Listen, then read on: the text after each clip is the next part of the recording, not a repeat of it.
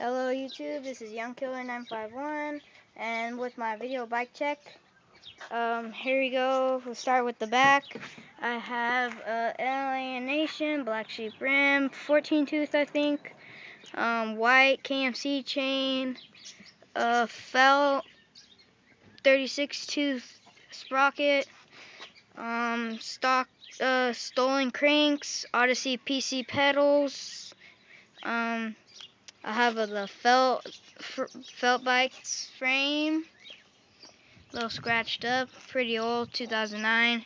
I have the stock seat clamp, seat post, and fit seat, fit railed seat.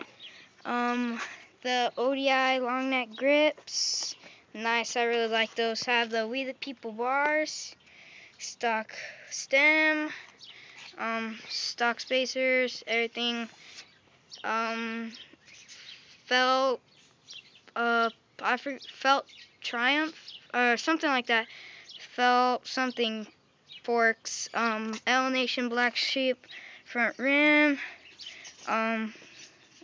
Stock hub and just plain old GT tires. Here's an overview of my bike and see you YouTube. Thanks. Subscribe, comment. Thanks.